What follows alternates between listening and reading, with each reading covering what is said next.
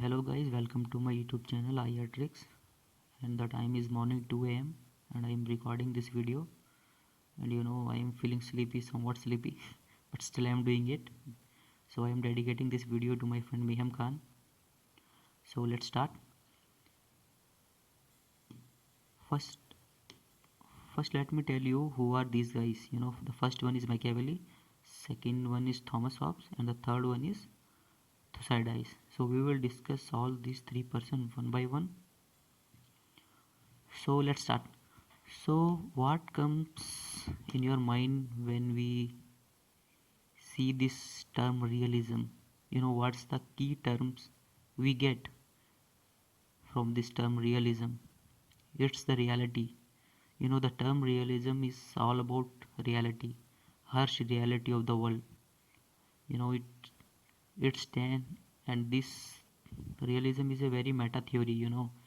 It has a various strands of realism, and it's not a single theory. It's a very meta theory. There is later we will study realism also, and structure realism, that is also known as neo-realism, and later then neo-classical realism. So there are various strands of realism, and all of them are different to each other. So we will discuss it one by one in upcoming videos. So now we are gonna discuss this realism, that is the basics. The classical realism. Classical means tradition, very important, basics very important. So this is the basic of realism. So the realism theory was emerged against the idealism, that idealism that says morality has a role to play in world politics, but realism doesn't give a shit about it. Realism says the politics is all about power. Power is the centripetal of realism. How and why state act in such a way, that is the reason is power only. Whatever states do, and it's only for power. So where this desire of power comes in state, that comes from human nature. And realism says human nature is somewhat pessimist, in a negative way. They consider it pessimist means it's not good enough, and it's very bad. That is human nature. Human nature is very selfish. They always think about their benefits. They never cared about the others, and they don't understand the morality. Same like my girlfriend. She had a true human nature. And the human nature reflects state behavior, realist says, and that state behavior acts in an anarchical world politics, anarchical structure that shape international politics. So the basic is that the human nature shapes state behavior that made state perform for power in international politics. So that's the basic point. So let me discuss the core of realism. So here is a trick for core of realism, that is PASS, PASS. So P stands for power politics. So politics is struggle for power over man, and whatever its ultimate aim may be, power is its immediate goal for state. So as I said, the realist says whatever happens in international politics, it's all about power. State whatever it's doing, and whatever the ultimate goal may be, power is the ultimate goal. The achievement of ultimate power is the goal of a state, that's realist says. And another one is anarchy. Anarchy doesn't mean there is a lawlessness or chaotic system. That doesn't mean anarchy. Here anarchy means there is no world government or higher government. Means there is no one above the state. No central government, like like in state we have this various. In state we have a central government, state government, but when it comes to international politics, world politics, there is no supranational or called so-called international government who can put such restriction on states actions. There is no such government. So what does it mean?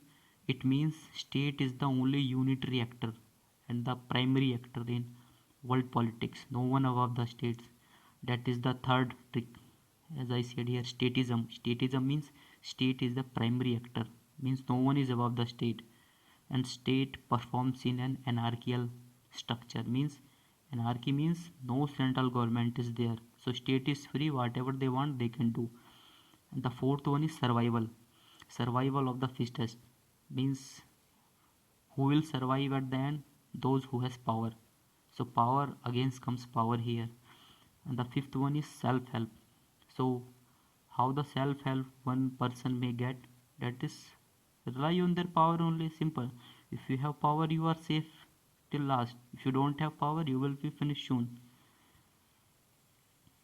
So here is Thucydides. I don't know how to pronounce it. I am very weak in English. You already know this. So let's assume this. Called him Titu Bhaiya. So this guy Titu. He was a great writer, perhaps the greatest of his time. He was not realist because no literature says so about him, and no literature had considered him as a realist, but we consider him as a realist. We just assume him that he was a realist because of his Melian dialogue. It's a very important. In exams, they may ask, who has written this Melian dialogue. So this Titu Bhaiya, he was the man who wrote this Melian dialogue. So this Melian dialogue, it's just a dialogue between Athens and Spartans. Sorry, Athens versus Milos. The rise of Athenian power that gives an ultimate truth to Athens. Sorry, Spartans. You might have watched movies of like 300s and Spartans. The war movies. How these Spartans and Athens were fighting. So this is just a war story, that not war story, just war history that he covered, this Titu Bhaiya. So he has written this in Melian dialogue, and it was not an actual dialogue between these Athens and Milos. It was just an illustration, means he just imagined. Maybe it may be an imagination of him, just an illustration. So there is no solid proof in history that there was a war like this.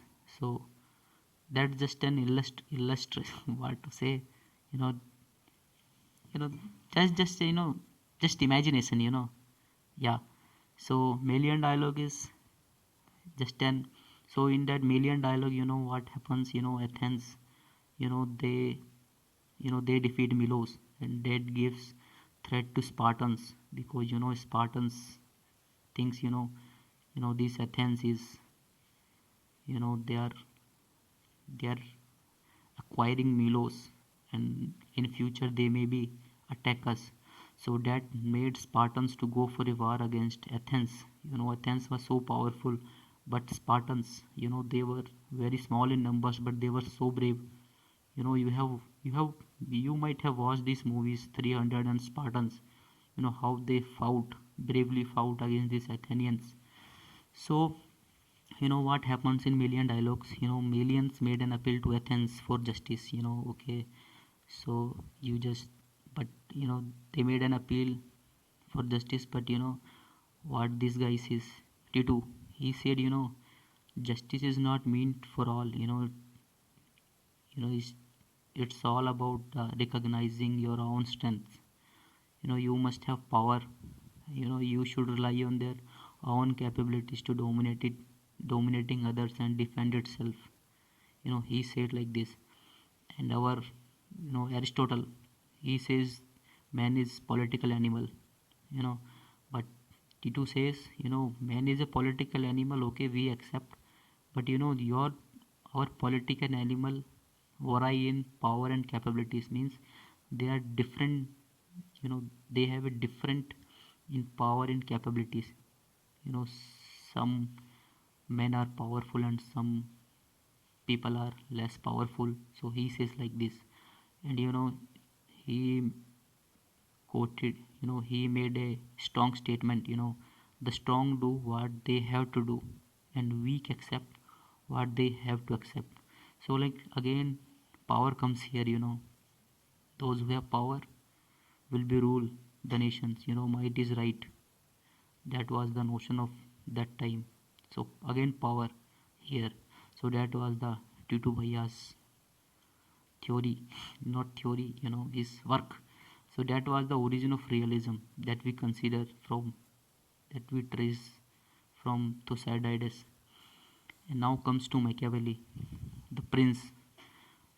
you know just just look at this term, the prince. This book was written by the Machiavelli in 1513. And how must be a prince? He must be powerful like a lion, and he should have quality of fox. What is the quality of a fox? Is deception. These are the two essential qualities, means for conducted of foreign policy. So power and deceptions. Every prince must have these two qualities. If they have these two powers, they can pursue anything in world politics. They should have power and they should decept fox. That is the diplomatic decept. Fox quality here is means, the quality for diplomacy. If you have power of a fox, not power, yeah, not power of a fox, quality of a fox, then you can go for a successful diplomacy. So as I said, the rulers must have qualities of a lion and fox. And Machiavelli says the world is a dangerous place but an opportune one, and how to get advantage all depends on the leadership quality. So again comes here the same things. The world is dangerous place, anarchy is there, and how to get benefit of it. Again it's power. If you have power, you can get the ultimate benefit. If you don't have power, no one will ask you, everyone will fuck you. So if you need the luck, you must have power. So that's the power. And the conduct of foreign policy derived by intelligence calculations. So again intelligence calculation means the rationality. That state are the rational sector and international arena. They know how to perform and they know how to get benefit. Again opportunities, how states get those opportunities. So that is because of power. If they have power, they can do everything. And another is diplomatic leadership. Again same thing. And he said another thing, it's better to be feared than loved.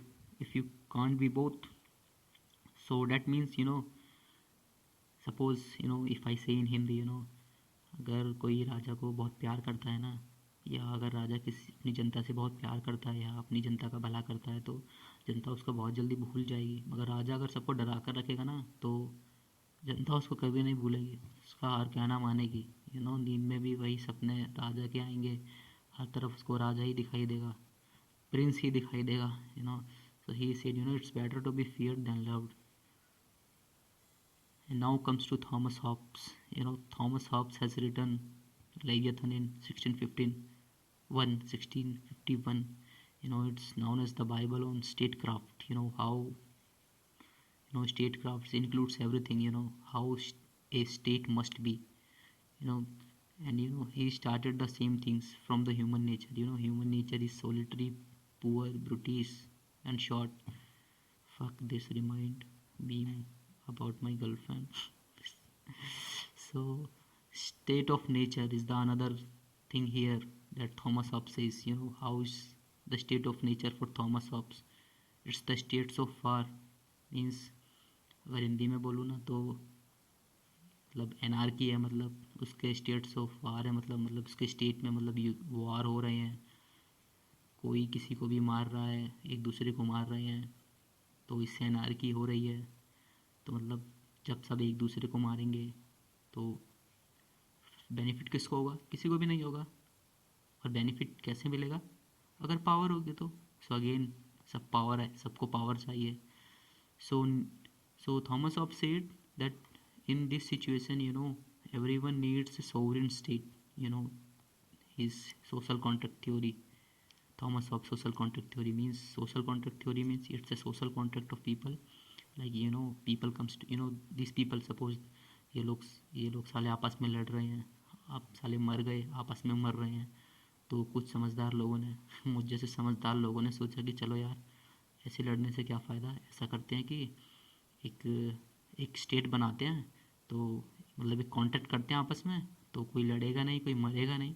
तो इन्होंने ये state बना दिया जिसको sovereign state बोलता है Thomas Hobbes.